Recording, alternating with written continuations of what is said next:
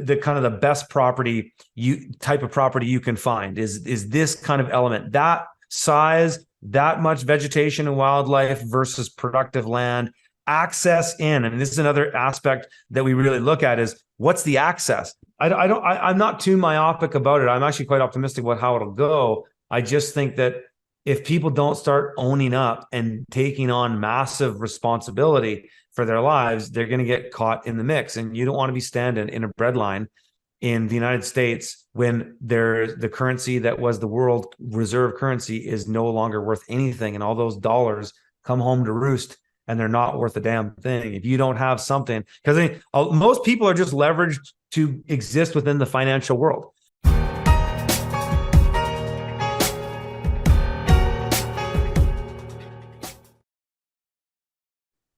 Hey, and good afternoon, everyone.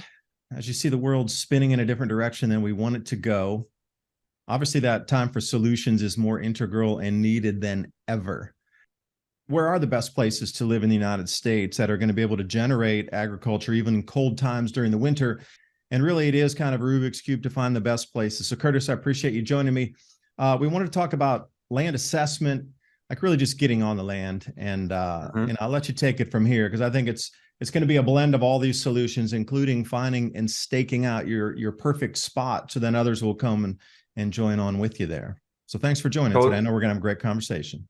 This is what I always do is I always draw, this is a 60-mile radius of the area, and I do a socioeconomic evaluation of that radius. So I take the totals of all the populations of all these towns, and we total it up. We look at the median income, the median age. We look at all the demographics, and we kind of come up with an evaluation based on that for socioeconomics. It also tells you about, another great thing about this property is you're remote, but you still have access to amenities. I mean, Nashville is I like Nashville. As far as cities are concerned, I like Nashville. City.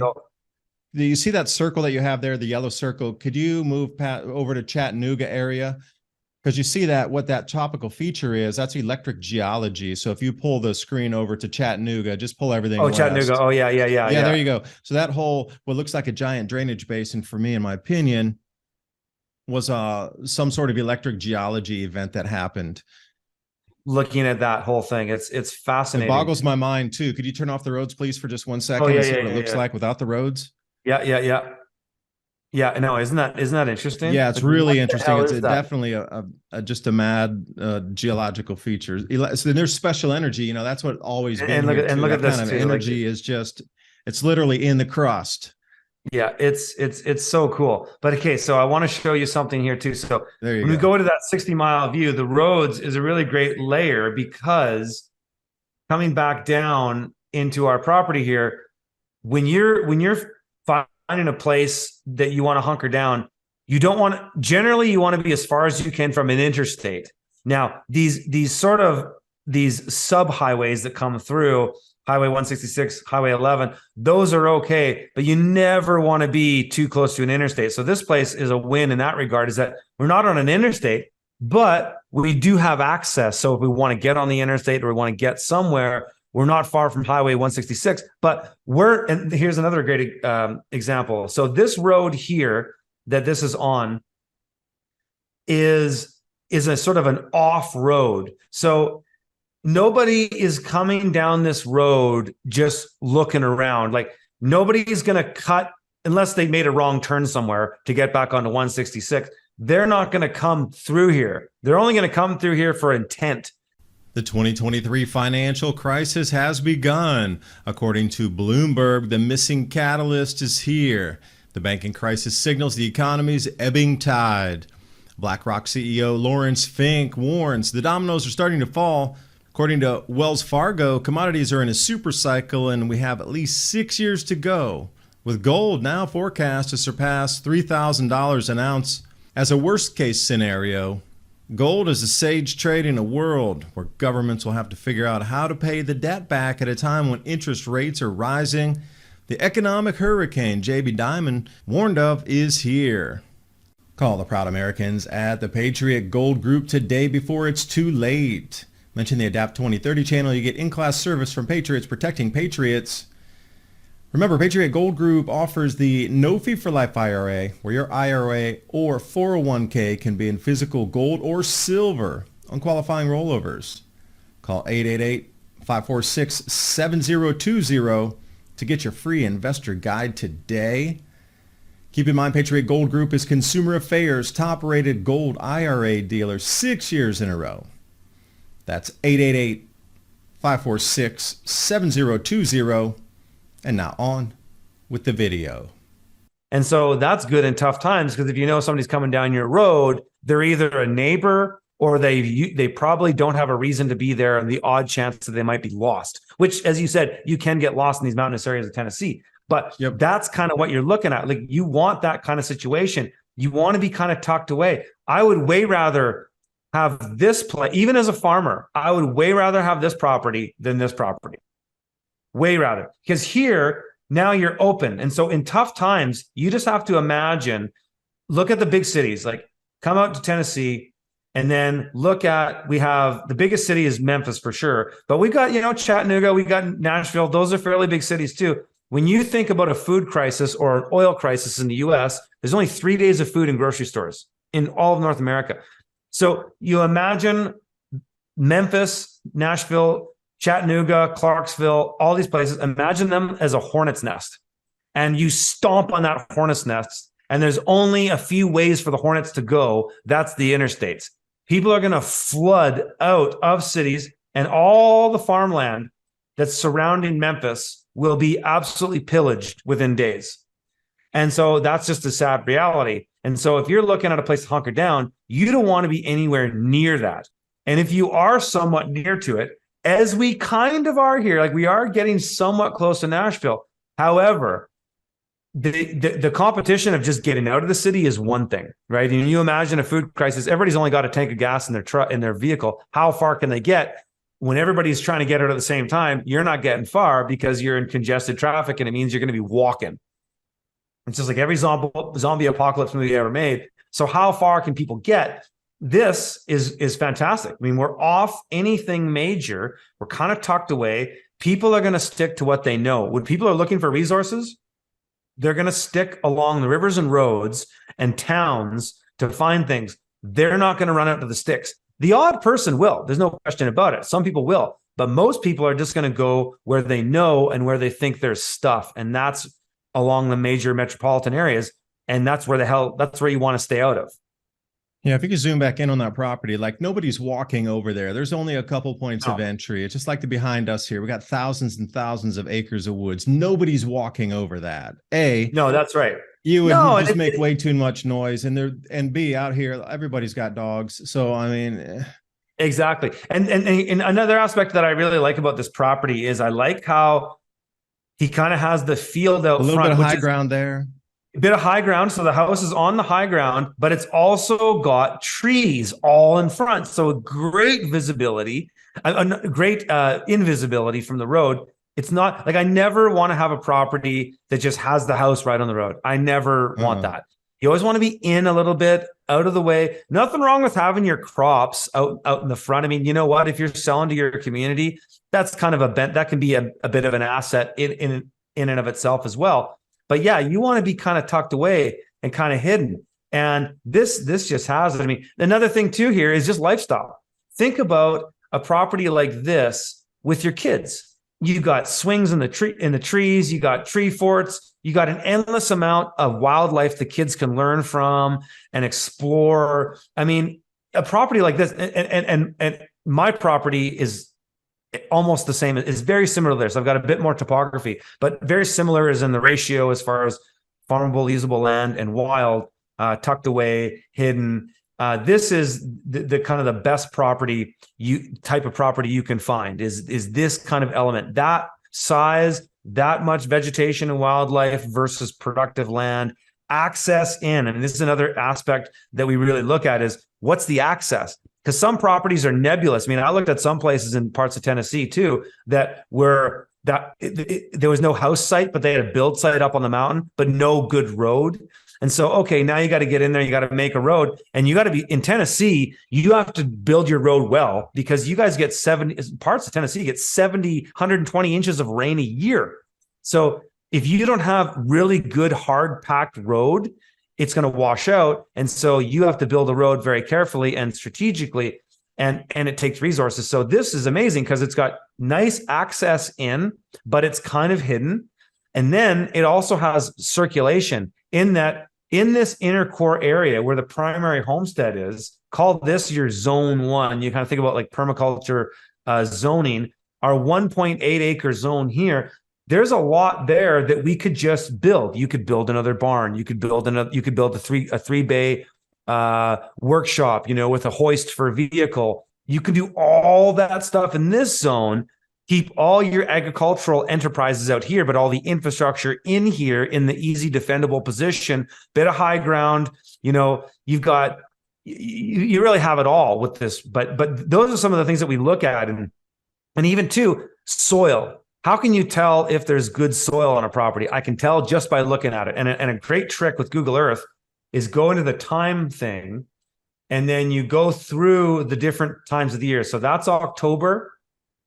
So I like doing this too, because you go into the winters in Google Earth, then you drop all the foliage on your deciduous trees, and then you can actually see the topography a lot better because you can see right through. But we can see here, even this pasture here is fairly decent.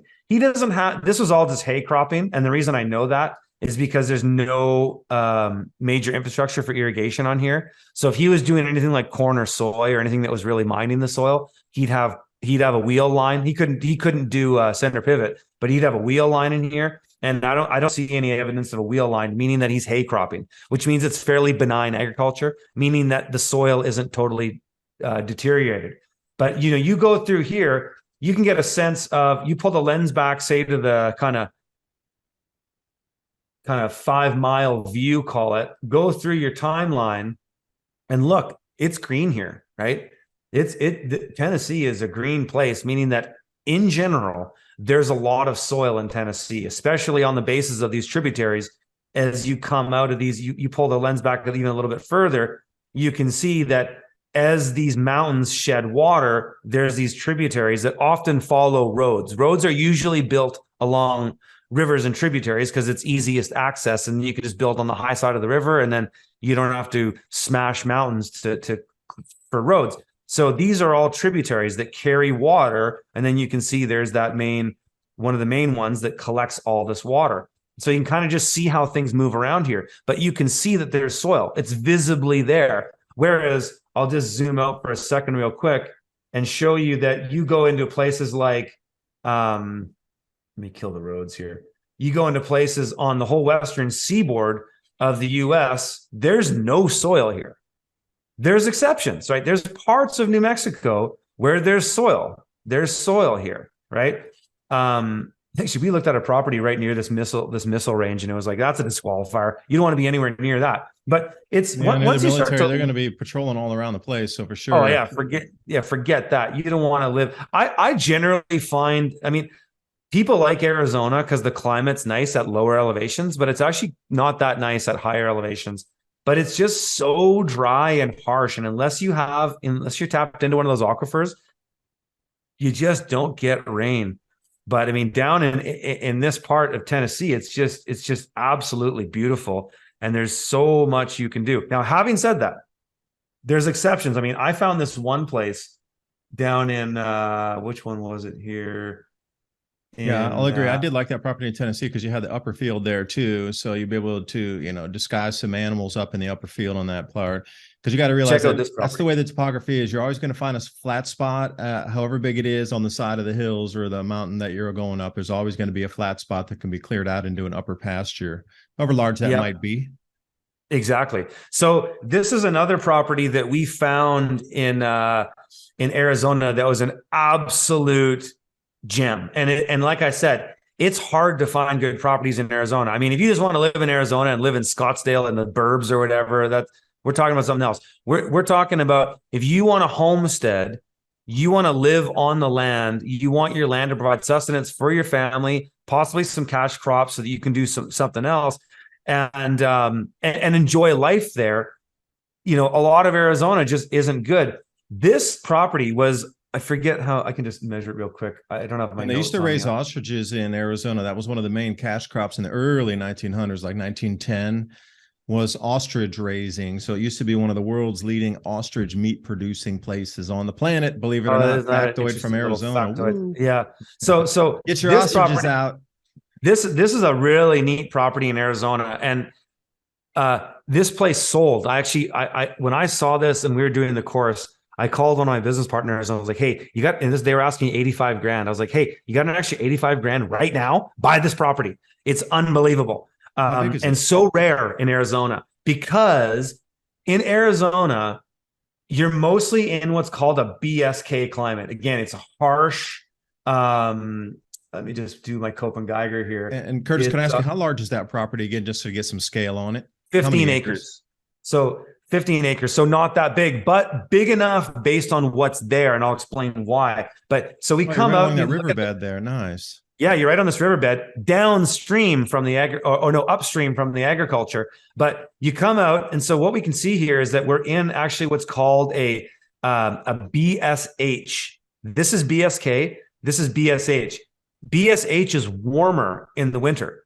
So this is because a BSK is harsh. It's like hot and dry and uncomfortable in the summer, but also cold and dry in the winter, which isn't the necessarily nicest climate either, because it's not like you get lots of snow and you got something to play around. It's not like you get lots of rain. It is good for regenerative agriculture and homesteading in so many different ways. One is you got a major water feature coming right through the property, which probably isn't in Arizona terms running year round. I mean, this is in February. I don't see any water in there. Oh, that's a river. I thought it was a road. I was like, the road's going right through the property, but it's a river. Oh, no, that's sweet right there. You got water on both sides. Sweet. That's a gem right there, just even having the water access. Oh, it's a total gem. The cool thing you just repainted the entire picture. I thought that was a road, and I was like, I've seen some of these properties in Tennessee where the road's going through because they put the highway eminent domain, so you got piece of property on each side of the road. And if you zoom in far enough, you can kind of see where it most actively runs. It's a river, nice. Yeah, it's a river. And so, but the thing is, the cool. But when we assess these properties, we do a full data analysis. We pull up all the data we can about the property. We search the listings and all that stuff. This property had a well. This property has a super productive well. And there are aquifers in Arizona that are tapped into prime water, that are primary water, that just are limitless. And I can't say if that's the case here or not, but I'd have to go and actually get the well report to know for sure. But I mean, this is talk about rare. You can find something like this in Arizona. This is incredible. And now another thing I like to do when I look at a property too is I zoom out and I look at what the neighbors are doing. You know, is there a bunch of junk? Like what's he got going on here? I mean, okay, that always got some. It's got some areas for some pens for animals. Oh, these guys got some ponds. That's some nice landscaping. You know, looking around, seeing what's there. Do I see junky cars? Oh, maybe we got some. No, those aren't junky cars. Those are just cars. But you know, what's going on around you? You know, and but yeah, I mean, like I was saying, you know, for the most part, Arizona is a tough climate if you want to be off the grid and call it sustainable. Because when you're around this stuff, forget about it. These are all center pivot farms that are tapped into this major aquifer. And I bet you that aquifer is going to run dry fairly soon. I mean, just look at these water features. That's gone. Like there's nothing there, right? Arizona has just been mined. I mean, so much of the US was deforested so long ago that a lot of it just never regenerated and it's just turned into what we know now as the Dust Bowl, which this isn't considered the Dust Bowl, but you know, it essentially is a Dust Bowl. And in the event of aquifers running dry, I mean, how long is it going to be till people have to move out of there? So, anyways, that you know, Anasazi. Oh yeah, I've heard you talk about them in your in some of your videos. But you know, that's just basically some stuff that I do in this course. Is I just go in and I zoom in and show people, you know, what to look for and what to avoid. Yeah, and you know, in Tennessee, for reference, we had less than 10 inches of snow this year. I think it was I don't have the exact, but it hardly ever snowed. We got a quarter inch here. We had 1 inch one time, 2 inches once. So even under a foot of snow for the whole year. So I was laughing when you were saying how many feet, like 11 feet or something. Why? Oh, dude, we got 120 inches of snow this year on my property. But the cool thing about that though, so snow actually, is good in some ways. So another reason why cold climates are amazing is that snow is and winter is a good reset for agricultural purposes. You know, one of the challenges in warmer climates, so anything zone 8 or more, you don't get a full reset. There'll be times when you don't even get a frost throughout winters. And that means that pests and disease stay. They don't go away. Winter resets everything so that when you go in next year, your soil has been purged in a good way and you can start fresh. And so that's actually partly why some cold climates like the Ukraine, parts of Russia and Canada are some of the most productive agricultural areas in the world. Is that reset allows you to do more with less than you do when you get into areas like California. You know, you look at California and you go, actually, I'll share my screen again if that's all right. You look at California and you go into the Central Valley, which is where something ridiculous like 50 to 80% of the food in North America is grown, is in this area. But it's what was I going with that? Yeah, a couple of those lakes are refilling from all the floodwaters in the middle. I was reading 65,000 farms can't plant right now because so much water is refilling out of the all the snowpack and all the arc storms. Well, California is such a vulnerable climate because of all this large scale agriculture they have here. But oh geez, I forget the point I was trying to. Oh yeah, there's no reset. So the reason that California, I mean, yeah, this is the most productive. This is arguably one of the most productive agricultural zones in the world. There's no question about it. But because they've mined the soil for so long, poisoned the aquifers, poisoned the tributaries, they need more and more chemicals every year to get the same outcome. And so it's just diminishing returns.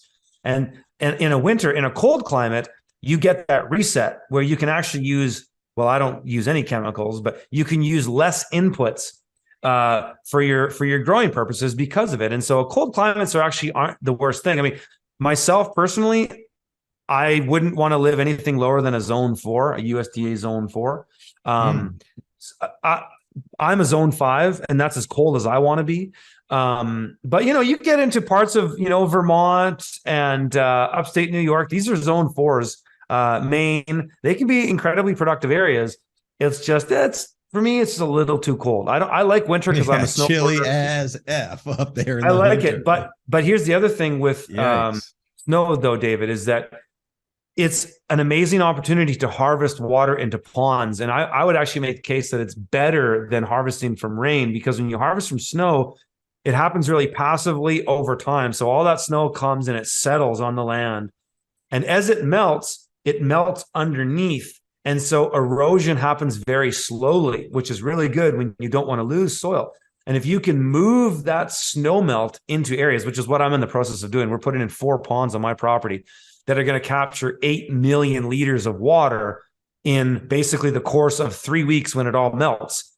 And it happens so quick, but it happens so passively, because if I got all that precipitation in the form of rain in 3 weeks, it'd be incredibly hard to live through.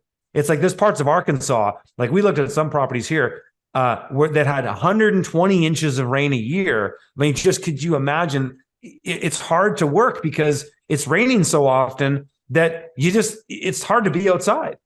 And so, you know, there's pros and cons to all of these things, but I actually like cold climates. I like the boreal climates, and I'm used to that, but there's a lot of advantages to them as well. Yeah, I was just trying to write micronutrients. With that slower melt off of the snow and that slow trickle, by the water, by the time it reaches the pond, has it been reinvigorated because it was a much slower process to pass over? Absolutely. In my opinion, yes. That's a really good observation.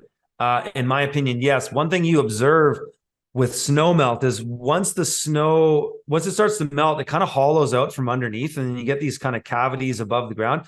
You get fungus. And you get a little microclimate that happens in there, and you get beneficial bacteria that come in and kind of anaerobically consume the last stuff that was dying and dead from the previous year, and it reinvigorates the soil. In a way, I wouldn't say it fertilizes it, but when you see things spring up after the snow melt, it's mesmerizing. My daughter goes out and she picks all the new flowers that are coming up. I mean, it's amazing. So totally there's an element of regeneration to it.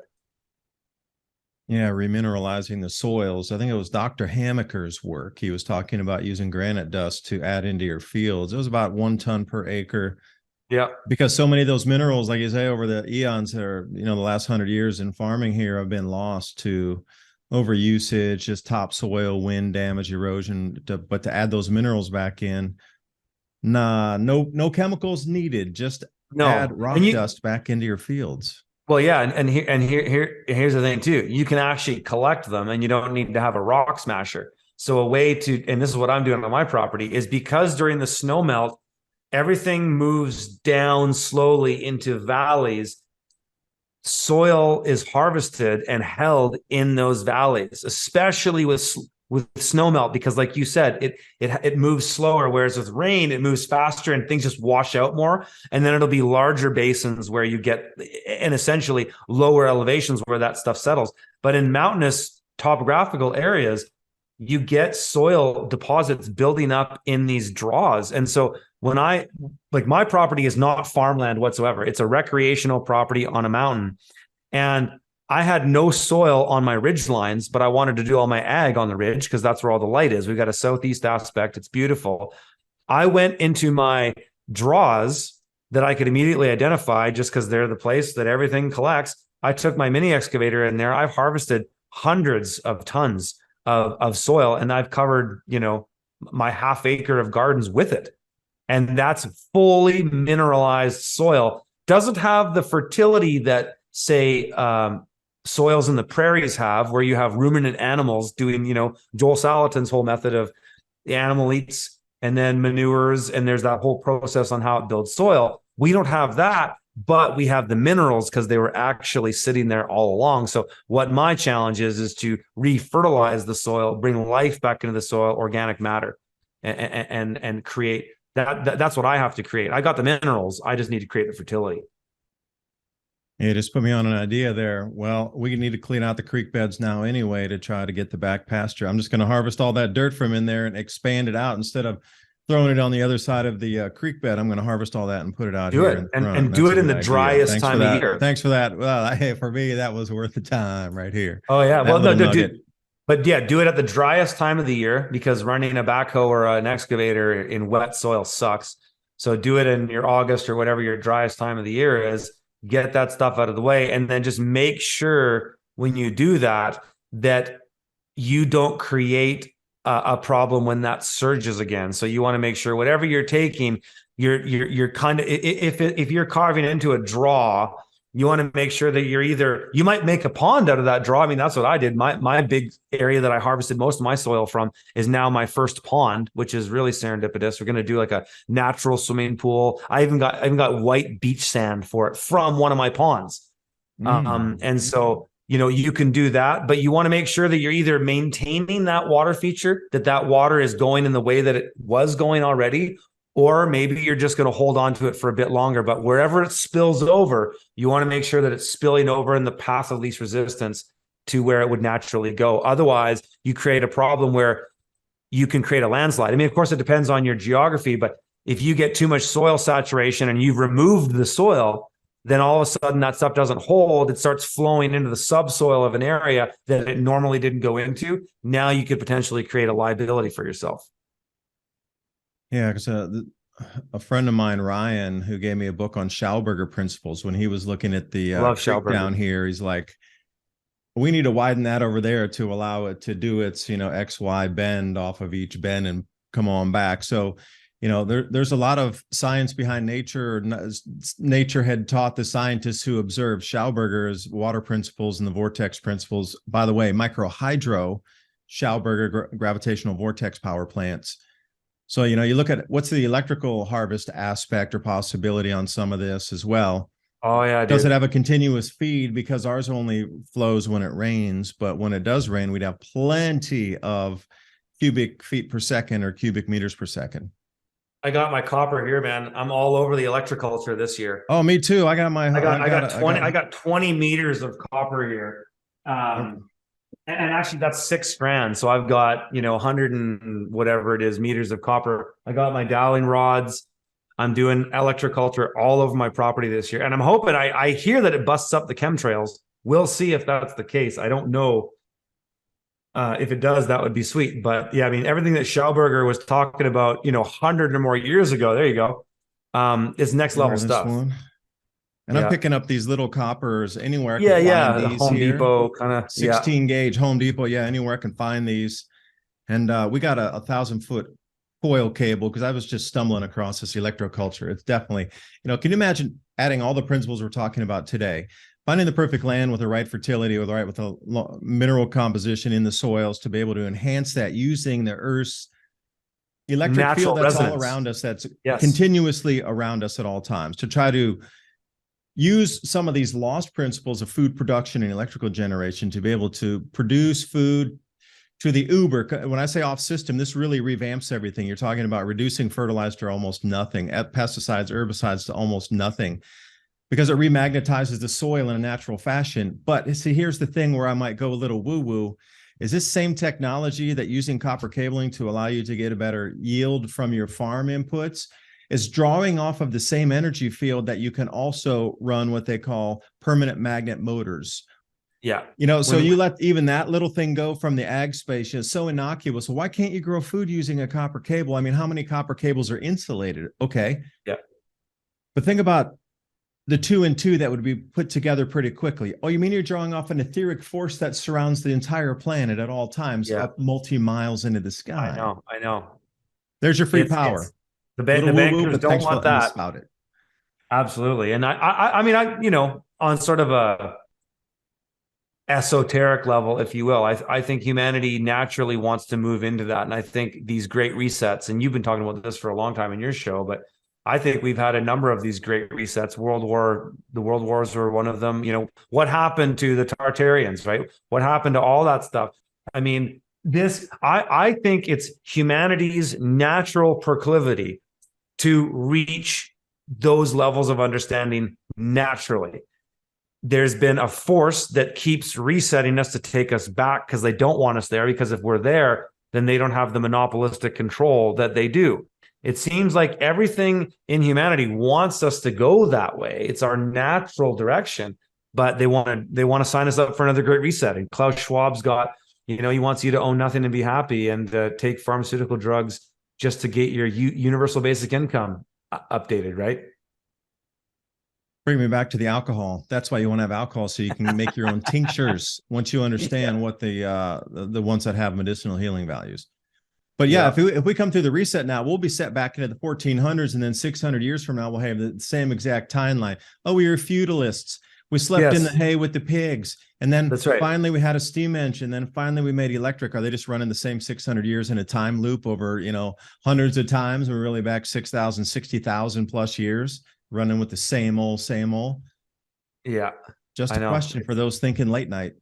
It is. And it's, I really do think that's what I think we're approaching another breakaway civilization where the elites want to break away and throw us back into the Stone Age. They'll keep all the technology and all the development as they always have, but they'll throw us back into the Stone Age. And hopefully if people get their act together, that can be avoided. And I think I'm not too myopic about it. I'm actually quite optimistic about how it'll go. I just think that if people don't start owning up and taking on massive responsibility for their lives, they're going to get caught in the mix. And you don't want to be standing in a bread line in the United States when the currency that was the world reserve currency is no longer worth anything. And all those dollars come home to roost and they're not worth a damn thing. If you don't have something, because most people are just leveraged to exist within the financial world. You've been working a 9-to-5 job your entire life. You got your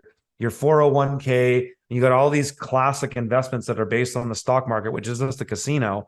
And then that's gone. Everything you've worked for your entire life is gone. Whereas when you get on land and you can be like you got 100 trees in the ground. That's biological capital. That has generational wealth tied to it. And so many wins because there's so many benefits to creating life and greening places and growing things. And so, yeah, man, if people don't start thinking about their way out and out of the cities and onto the land, I think you don't want to get caught up in the mix when things really start to downward spiral. having people around it. Hey, let me ask you a question about electroculture here. What do you think of taking the wire and loose winding it around a tree versus having it come down the Yes. pole and then going through ground circuitry Well, out and that's then what touching the tree roots? I'm just I'm curious, going to try either it. or. I'm going to try it because they Loose say winding. Schauberg, he said that trees were antennas themselves for Mm. resonance. So, yes, by following that same logic, why not? I mean, for me, I'm surrounded by huge softwood trees. Yeah, I want to try it. I want to try. I mean, it might be a little challenging getting that up really high up the tree, but I mean, yeah, I'm going to try it for sure. Yeah, well, suggested height is 18 feet. Again, a numeral of a 9. So the suggested height is 18 feet. So if you had, say, so we have dwarf plums out here and dwarf cherry trees, semi-dwarf. So the plums would definitely, so the antenna would still be up, 4 or 5 feet above the tree canopy on the top. Are you talking about just winding it through the trunk itself, and however tall it is, that's all the taller it Yeah, well, is? that was my thought, or at least getting it as high as possible. I mean, at the same time, I probably know less about this than you do. I'm a little bit less of a book reader. I heard about it and I was like, I'm going to try it. So I just went out and bought the stuff. And so I was planning just to try it in a bunch of different ways and just see, because I I don't get I'll get a little woo woo with some stuff, but if I don't see a result, then that's as far as my woo woo goes. I mean, I'm a total utilitarian. I guess it's the farmer in me, but I'm kind of like, yeah, I'm all about an idea if it works. If it's just we're just talking about esoteric things that I can't visibly see a result from, then we'll see. But Yeah, I because hope it works. I hope it works. yeah, I do too. And one thing I'm also delving into, which I don't have an answer for, and if anybody does, I would love the answer. Just like when you plant seeds or when you prune something, depending on the cycle of the moon, at what point do you, install the copper onto the plant, your garden beds, the trees? Is it following the same moon cycle when it's going new, when you try to plant something to try to get the full life force of the moon bringing up with the gravitational motions of the water, how it changes the tide? Well, there's a science to that. Gardening with the moon is a thing. Curtis, you can Oh, attest for to that sure. probably 50 times more than Yeah. me. But Yep. installing the cabling out there at the same time, like, when does this go on? At the new moon, or does this go on mid-cycle, or does this go on full moon? And you got a bunch of people out there partying in the full moon, wrapping copper around it on the bonfire in the field. People are going to be like, I want to go to their house.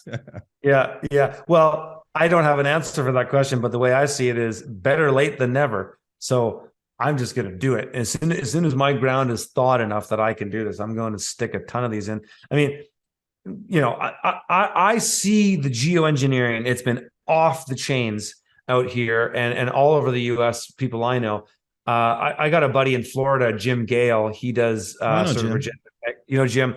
And so he's on this trip right now where he's saying electroculture is keeping the skies clear above him all the time. So I hope that's correct, because could you imagine if that worked?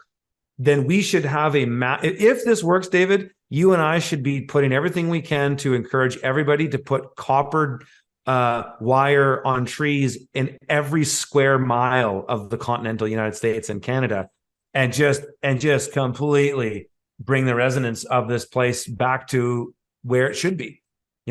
Hopefully it works. Again, we'll see. Yeah, because you got to think, the copper winding on your crystalline organite is doing the same thing. But organite, is this big in the catalyst with the metal wrapped in there. So imagine you use the crust of the earth. Oh, there's metal in there. And maybe the crystal is actually etheric energies that are encapsulating everything. So when you add the thing, you have the metals, you got the copper, you got the crystal, and then we have the energy source. So yeah, I'm very curious because Jim, I am following some of his. We installed a fence around 2.5 acres in the front here, just so we could keep our lambs, keep the dogs inside, keep the orchard inside so nobody can come in and pest. And we got our barn inside the fence. Everything's inside, like our working zones, all in the fence. But that's Yeah. fence. So the full front of the fence on this side, we're bringing up wine vines all up 350 feet and then back over to the garage. And then on the back, doing Jim's thing, building in, using the fence line as the actual trellises for this year, so we don't have to put out any bean trellises, because we're going to run bean all along that in different kind of vining, the nasturtiums, and what else? We're going to put some squashes out there and different thing like this, and give it a try to see, can we grow on a fence line instead of installing the garden? Yeah, well, and you certainly can. There's no question about it. I mean, one thing that Schauberger did was he used to make these trellis looking things out of copper, and they'd have these long copper wires, and then it had this antenna. Have you looked in his book and seen some of the crazy stuff that they did? Yes, but I they have. These trellising apparatuses that were amazing. And I'm so surprised that, they always just relegate that to the dustbin of history, like really 100 years, and those nothing has been improved on. Okay, I'll give you 80, I'll give you 50. This technology is still there, still functional, and it hasn't been improved on. What do you think about the circuitry? You got, supercomputers now and different microprocessors, and they think, what really, you think you take an older invention from 100 years ago and kit it out with our newest, microelectronics, that it couldn't do the same thing but better, faster, meaner? Exactly. I go on the rant, excuse me. Well, no, and I'm with you, man. I mean, I agree. For me, I had so many years going down the rabbit hole that I think at this point I just want the utility of it. And that's what I find so kind of potentially empowering with the electroculture thing, is that if this is correct, I mean, so much of it makes sense too. It's another one of these Rockefeller scams. You go back and look, and Rockefeller took over the whole copper wire industry. And he got involved in potential stuff that would have come out from Nikola Tesla. And it's just another racket. And you just think about it, and it's like, yeah, all these people were using copper tools exclusively to garden for hundreds of years. That's how it was. And then all of a sudden, it's all iron tools. And then that's the beginning of the birth of the industrial agricultural green revolution. It's like, we gotta start calling people coincidence theorists. Like, oh, you put all this together and it's just a coincidence? Okay. A deeper diver, information finder. That's what it is. Yeah, exactly. But finding some of these places too, again, the way we're talking right now, a little bit off the subject, but on it too. But would you be surrounded in a community, and would you feel comfortable talking like we are now? Or would they be looking at you like you have three heads? Or would they actually be interested enough to join the conversation? When you're in communities of people of like mind, that's going to be very important also, as unified. Obviously the people around you, one thing they want is just to be left alone and live their lives. Like, everybody can agree on that. We're cool. But when it goes levels deeper and more close neighbors, and people really just like over there, you can see their place, like those kind of closer knit people that are going to be the very local community of like 6-7 houses, something as its own local little micro community that then connects to the other ones that are out there on the next side of the valley. Okay, those other 10 houses down there are their own micro community. But I mean, it really, the conversations to have to explore information too, like how do you quantify that as something that you could put on a map? Well, looking at the broad socioeconomics is one way, really. You can learn a lot from that. But then if you want to find out it's people of like mind, I mean, there's certain metrics you can look at. You can look at the median age. Does that match yours? I mean, generally speaking, I mean, I looked at some places in Oklahoma that were median household income 20,000, median age 58, right? Not generally the nicest place to go. It's poor. People are retiring. There's no, you want community. You want people who, young families is ideal, because then there's going to be generational capital there, human capital in a way, which can be resourceful to you.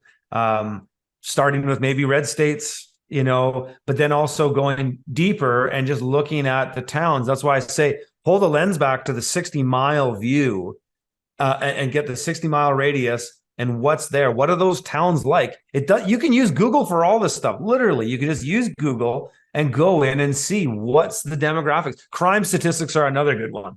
Look for crime statistics. I mean, every police department has those. See what's there. And you can tell a lot from afar. And then once you go into the micro, you can start looking closer. If you really are thinking about moving somewhere, you want to do your homework on what are those towns like? What are the businesses in those towns? Are they businesses that I would use? Who do I see on the street? Do I see the kind of people that I could imagine having a conversation with? I try to bring things down to the eye level as often as I can, where just use your own eye. I mean, it's great to look at analytics. It's great to look at data. But at the end of the day, when you go to a place, you really want to pay attention to who you're seeing. What does it look like? Is there a lot of boarded up windows? Like, are there new types of businesses? What are the vehicles that people are driving? What do those look like? Like, this is all stuff super nuanced, but it's all stuff that when it comes down to finding the best place, you really got to look at it. Yeah, because I was almost laughing there because previously when you were showing the map of Tennessee, you're looking around and goes, is there any junk there? Yeah, if you're going to drive in and that 50 acres is one giant junkyard that's just like 100,000 cars in that 50 acres just strewn up on the hill, and that's your welcome wagon coming into the town. Yeah, exactly. Yeah, you know what I mean? And there's a lot of places like that. Like that. Not just Tennessee. Don't get me wrong. No. Don't hate Tennessee. Oklahoma, Oklahoma, Mississippi, Arkansas. There are some states that are more prone to it than others, and I would say those ones probably are. Parts of Texas for sure. But yeah, I mean, I looked at a number of properties that were just surrounded by junk, and you're just like, who are your neighbors? Forget this. This place has got tires laying all over the place. That's an eyesore. And it's not a good, when you see that kind of thing, it shows you that people in the area generally don't care. And that is you're talking about community, that's a super important metric there. I mean, another one that's really on the opposite end of that is you go up into Quebec, go to the eastern townships of Quebec, and you look at the homesteads there going along towards the Gaspé, just past Maine. You look at some of these properties, they're immaculate. Like, there's something about, I lived in Quebec for 8 years, a number of years ago, but you look at the pride that some of those people have in their homesteads, that's a nice marker right there. I mean, if you were Quebecois, you spoke French and you wanted to live in that area, that's a really nice marker, because like some parts of British Columbia that I live in are total trash. Like, it's just, there's broken cars everywhere. There's just garbage on the hall, like rural areas that just look like a dump. Like, you don't want to be around that. That's not a good marker of people that care about their homestead. Yeah, the people when you talk about with the super immaculate farms, would they know how to do anything, or are they paying people to come in there and landscape that all out and they don't have any skills? They do it. They do it. I mean, okay. That's what I saw. Just a question. Yeah. No. In Quebec, I mean, there's a pride in the homestead, man. It's unlike a lot of places. It's very anomalous. You look, Quebec's kind of a neat anomaly as far as North America goes in general, because it's French speaking. The culture is a bit different. But the pride in the homestead is second to none. I mean, you just don't see it. You see it in parts of southern France. This sort of beautiful, and Spain, Portugal, beautiful rolling hills, homesteads, really clean, immaculate. Italians are like that too in many ways. But yeah, I mean, whereas on the flip side, you go to parts of Montana or definitely parts of Arkansas where you're just looking at these garbagey homesteads, and then you're just surrounded by large scale industrial animal CAFOs. Like I looked at one place in Arkansas that for all metrics it was 100-acre, beautiful property, had everything, had water, infrastructure, trees, farmland, beautiful property. Pull the lens back to the sort of the 10 block area, and it was surrounded by chicken CAFOs, where you've got one bird per square foot, 40,000 birds per building. Just an absolute environmental disaster on so many ways. Not only the smell is disgusting for miles around, but the affluent that comes off those buildings is like a radioactive liability, because they're just feeding them GMO feed, and the affluent is just absolutely disgusting. They have to contain it. And it's the opposite of the circular, regenerative family homestead. So you don't want to be near anything like that either. All types of things to think about during this search for the perfect piece of land. We're going to have, it's going to move into an opportunities to find new land when these markets start to slide. And I think what you talked about was a really good point, in that you might have you're sitting on some precious metals. I've been buying precious metals since I was 20 years old. And so I've been long on metals for a very long time. Yeah, we might be in a position where you can liquidate 100 ounces of silver for 50 acres. And you can buy your neighbor's property, as you said, keep them there, build up a huge amount of social equity, maybe get a few other people in there. Maybe they're retiring. A lot of these older folks, the kids left, they don't want to go back to the farm. They might have to, but you might say, hey, let's create a little cooperative farm unit here. And I'm not talking communist co-ops or anything like that. I'm just talking about, let's get together and grow some crops together and share the harvest, because we all have a vested interest in it. And growing things like commodity crops for things like alcohol or storage crops for your animals is easier to do as a group than it is to do as individuals. Whereas, a garden for your family is easy to do by yourself, but to grow 10 acres of hay or straw to get your animals through the winter is easier to do as a share thing. And sharecropping is a thing that was done in the United States, and we might go back to some kind of thing like that, in a way, some sort of feudalism in a way. And I would say distilling day will be the most fun if everybody's in on the fruit crop. Exactly. Just saying. Exactly. Yeah. Anyway, I'll put that link in the description box below. And it's still on the wait list. And when do you think you're going to actually go live? Okay, the wait list is now. So the wait list is now. The early bird discount, which is going to be about $300, which is an insane deal for the amount of work that we put into this. My partners wanted to put this at like 1,000 or more. I was like, no, let's just make it cheap and give it to everybody. And so it's $300 from the 15th to the 18th. And then after the 18th, it goes up to 500. So I would advise your people, if they're interested in this, get on the wait list now, and then you'll get that early bird offer. And then take that offer. And I showed you kind of a bit of what the course comprises of, is that I use this evaluation process through the 11 scales of permanence. And every property we look at, there's a number of lessons to draw from it. And I go and I evaluate every property based on those layers of permanence, and we give it a score. And so we rated all the properties we looked at, 52 places in the United States and Canada. We scored as either an A property, which is like a yes, this is a winner. It's a you need to go look at this place. A B is it's a maybe. There might be something there, but there might be something not there. And then a C is just a no. And so we use that, and we actually give the tool to people so they can use it. So when you want to, the best way to find the best property is to look at the most amount of properties in the least amount of time. If you want to compete with BlackRock, you need to go onto realtor.com and Redfin or Zillow or whatever you're using, and just crank through a huge amount of properties. Start by just making lists. So go through and just look at, okay, I'm interested in that place. Save that as a tab or save the ULR. Boom, boom, boom, boom, boom. Go and make your list. Make a list of 20 properties to start. Then go and do a further evaluation of those. You'll find red flags in them right away.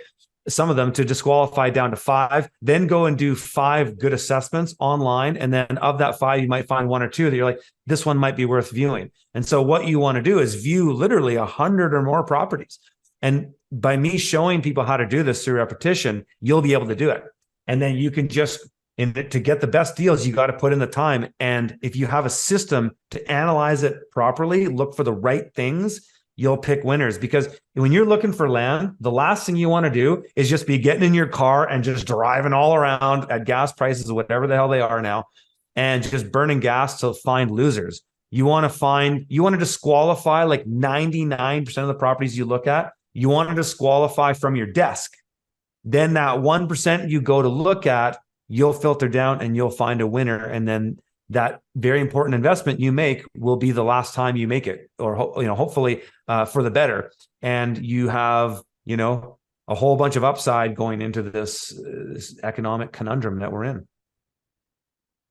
And that's a time saver. And again, anything that is going to be able to help us enhance our lives or live more comfortable lives. That's where the new niche will be, also in providing service. Because I wish I would have known what we talked about. I finally got it. But, when we first started looking at everything down here, had I put that more in my mind of do everything online and have your checklist ready versus, hey, this one looks really good. It's got this waterfall over here. Let's go look.